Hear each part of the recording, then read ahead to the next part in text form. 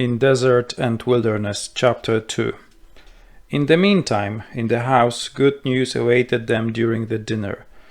Messrs. Rawlinson and Tarkowski, as skilled engineers, had been invited a few weeks before to examine and appraise the work carried on in connection with the whole network of canals in the province of El Fayum, in the vicinity of the city of Medinet near Lake Karun, as well as along the Yusuf and Nile rivers. They were to stay there for about a month and secured fellows from their company. As the Christmas holidays were approaching, both gentlemen, not desiring to be separated from the children, decided that Staś and Nell should also go to Medinet. Hearing this news, the children almost leaped out of their skins from joy. They had already visited the cities lying along the canal, particularly Ismaila and Suez, and while outside the canal, Alexandria and Cairo, near which they viewed the great pyramids and the Sphinx. But these were short trips, while the expedition to Medinet El Fayum required a whole day's travel by railway southward along the Nile and then westward from El Wasta towards the Libyan desert.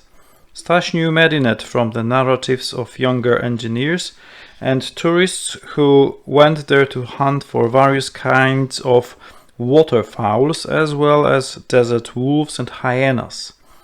He knew that it was a separate great oasis lying off the west bank of the Nile, but not dependent upon its inundations, and having its water system formed by Lake Karun through Bahr Yusuf and a whole chain of small canals.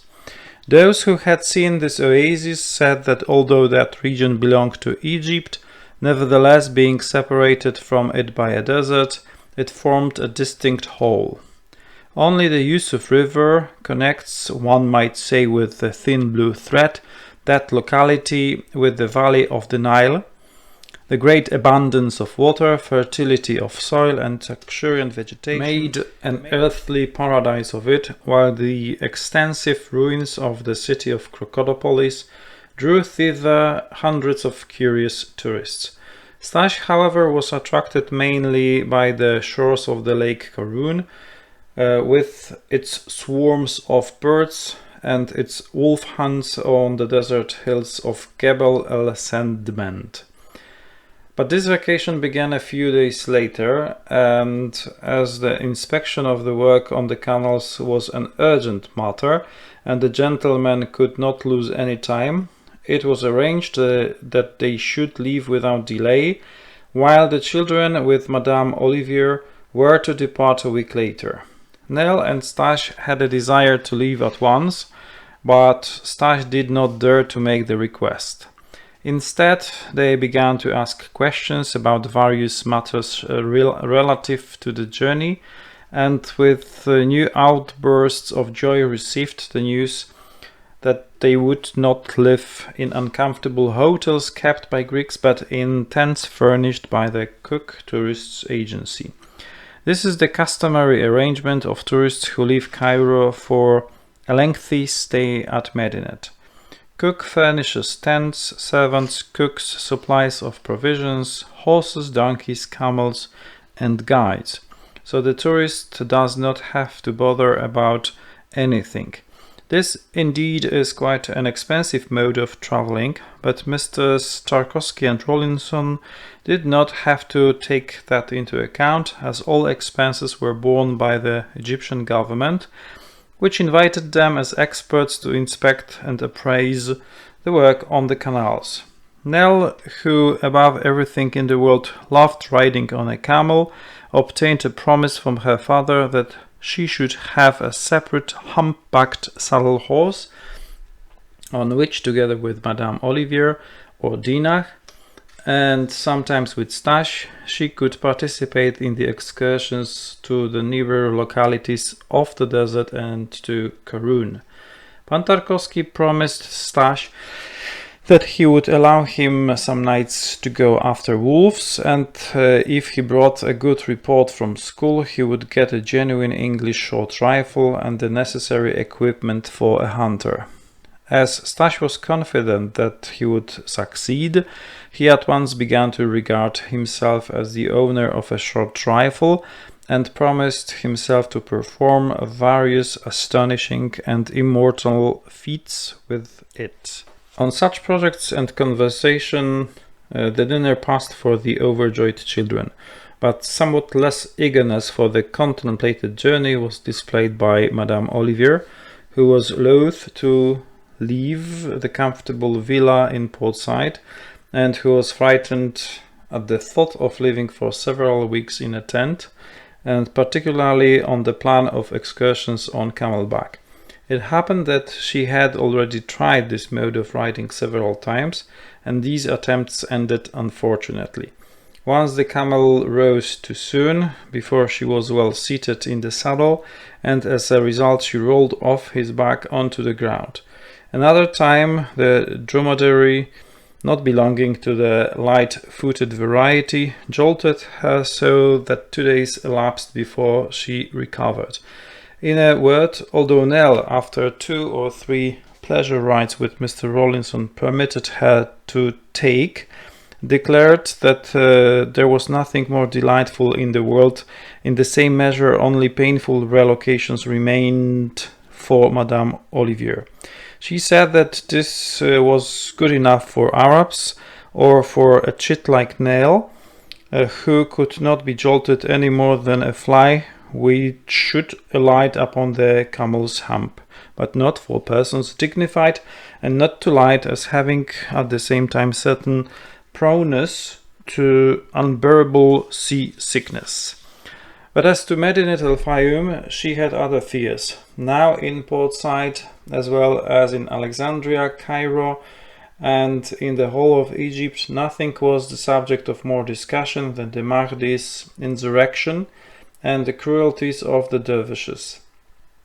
Madame Olivier, not knowing exactly where Medinet was situated, became alarmed as to whether it was not too near the Mahdi's, and finally began to question Mr. Rawlinson about it. But he only smiled and said, "The Mahdi at this moment is besieging Khartoum, in which General Gordon is defending." "Does Madame know how far it is from Medinet to Khartoum?" "I have no idea." "About as far as from here to Sicily," explained Parton Tarkowski. "Just about," corroborated Staś. "Khartoum lies where the White and Blue Niles meet and form one river. We are separated from it by the immense expanse of Egypt and the whole of Nubia." Afterwards he wanted to add that even if Medinet should be closer to the regions overrun by the insurgents, he, of course, would be there with his short rifle, but recalling that from similar bragging he sometimes received a sharp reproof from his father, he became silent. The older members of the party, however, began to talk of the Mahdi and the insurrection, for this was the most important matter affecting Egypt. The news from Khartoum was bad. The wild hordes already had been besieging the city for a month and a half, and the Egyptian and English governments were acting slowly.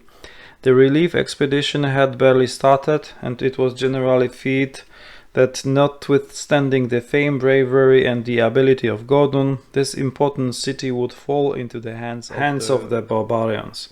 This was the opinion of Pan Tarkowski, who suspected that England in her sole desire that the Mahdi should wrest it from Egypt in order to retake it later from him and make this vast region an English possession.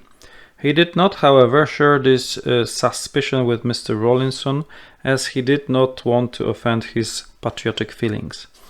Towards the close of the dinner, Staś began to ask why the Egyptian government had annexed all the country lying south of Nubia, particularly Kordofan, Darfur and the Sudan, as far as Lake Albert Nyanza, and deprived the natives there of their liberty. Mr. Rawlinson explained that whatever was done by the Egyptian government was done at the request of England, which extended a protectorate over Egypt and in reality ruled her as Egypt herself desired. The Egyptian government did not deprive anybody of his liberty, he said, but restored it to hundreds of thousands and perhaps to millions of people.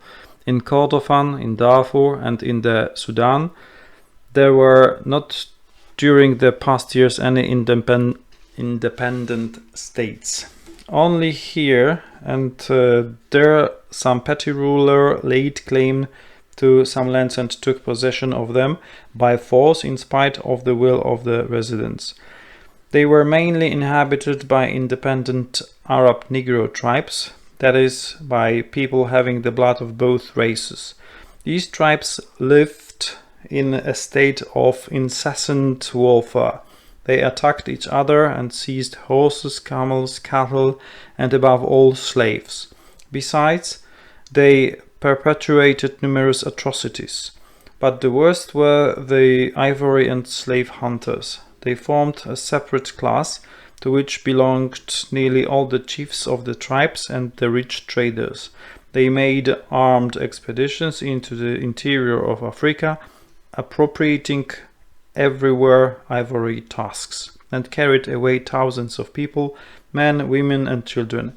In addition, they destroyed villages and settlements, devastated fields, shed streams of blood, and slaughtered without pity all who resisted. In the southern portion of the Sudan, Darfur and Kordofan, as well as the region beyond the Upper Nile, as far as the lake, they depopulated some localities entirely.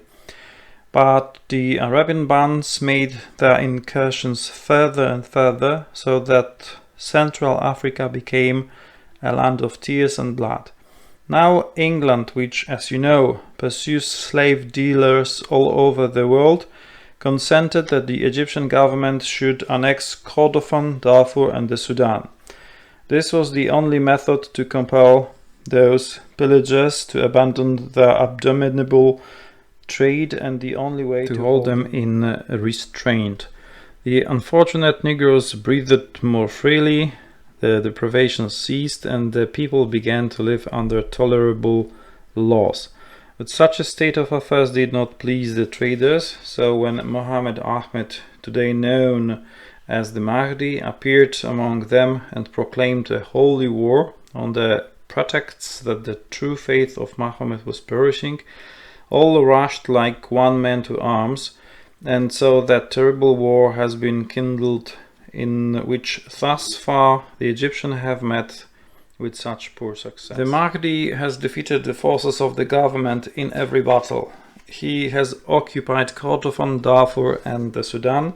His hordes at present are laying a siege to Khartoum and are advancing to the north as far as the frontiers of Nubia.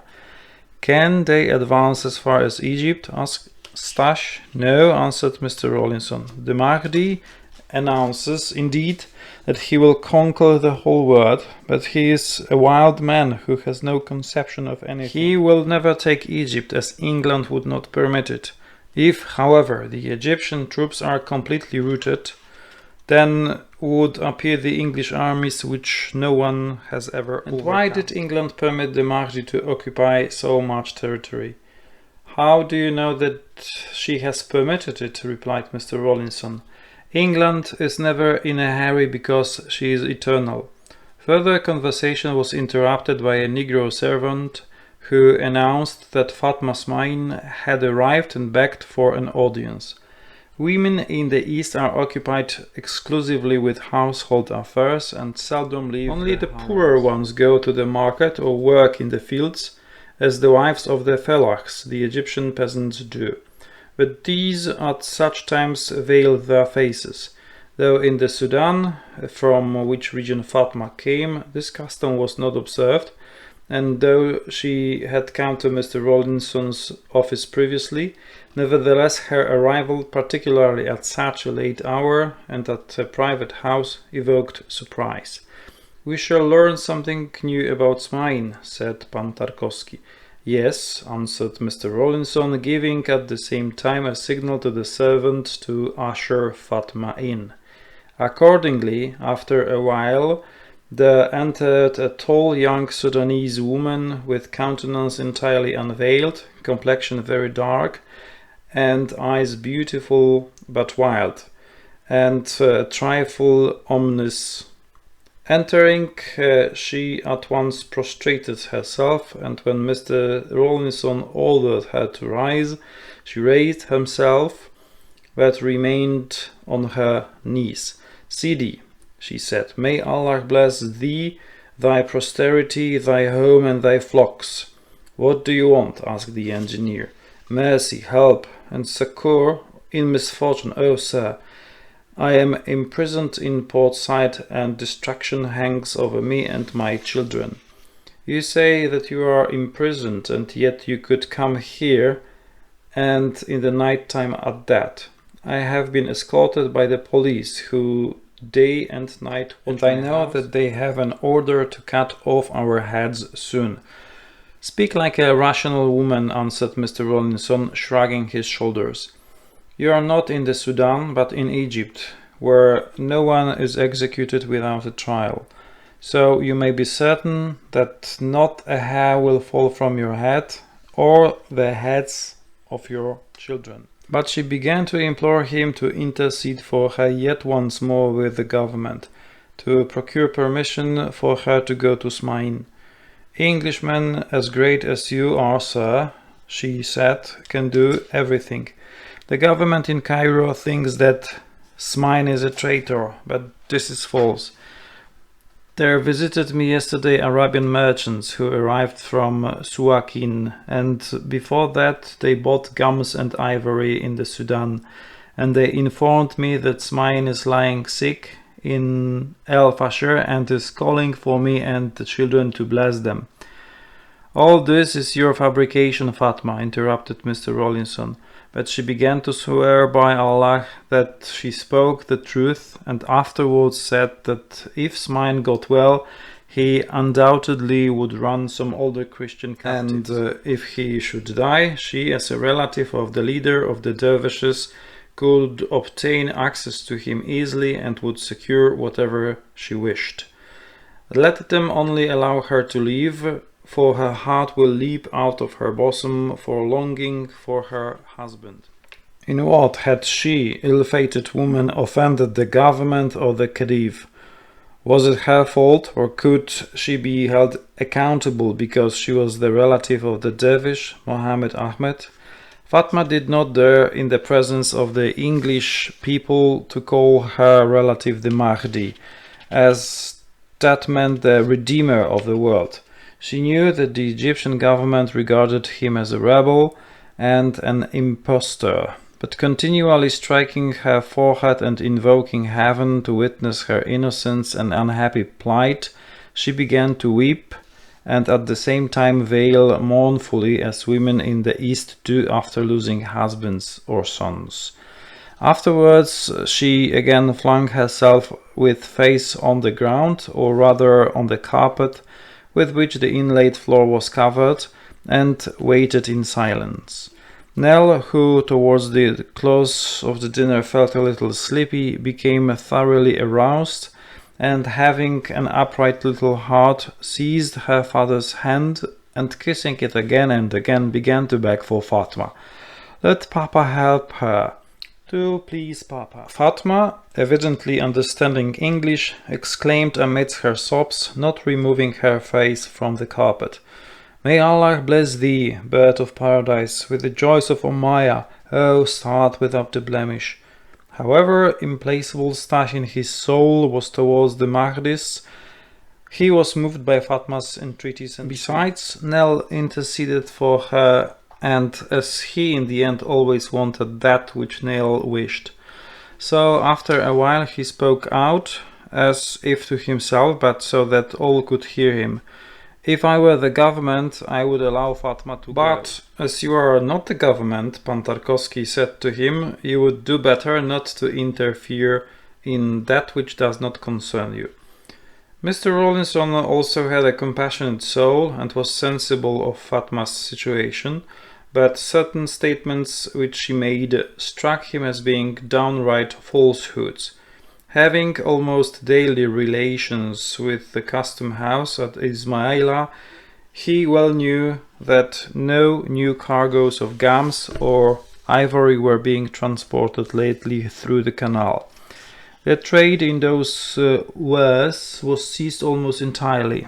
Arabian traders, moreover, could not return from the city of El Fasher, which lay in the Sudan, as the Mahdists, as a rule, barred all traders from their territories, and those whom they captured were despoiled and kept in captivity. And it was almost a certainty that the statement about Smine's sickness was a falsehood.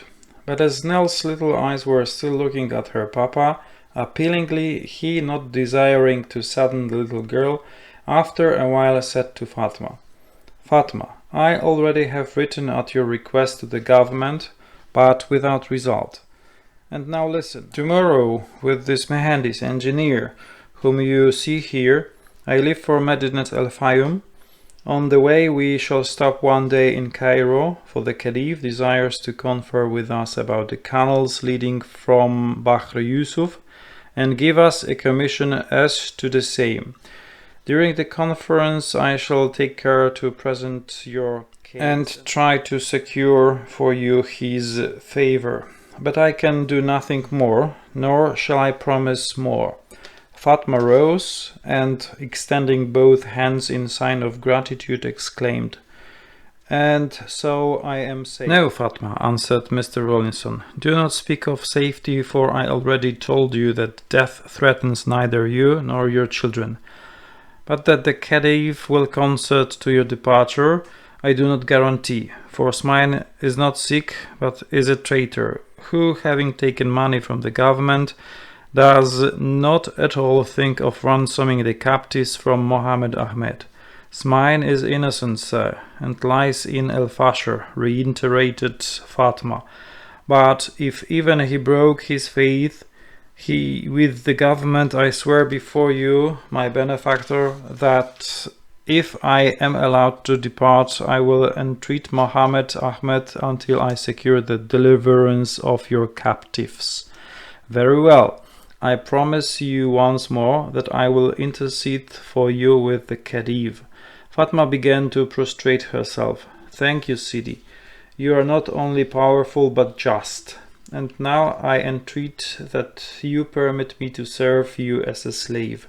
"In Egypt no one can be a slave," answered Mr. Rawlinson with a smile. "I have enough servants and cannot avail myself of your services. For, as I told you, we are all leaving for Medinet and perhaps will remain there until Ramazan." "I know, sir, for the overseer Hadigi told me about that. I, when I heard of it, came only to implore you for help, but also to tell you that 2 men of my Dongala tribe, Idris and Gebr, are camel drivers in Medinet and will prostrate themselves before you when you arrive, submitting to your commands themselves and their camels." "Good, good," answered the director, "but that is the affair of the Cook Agency, not mine."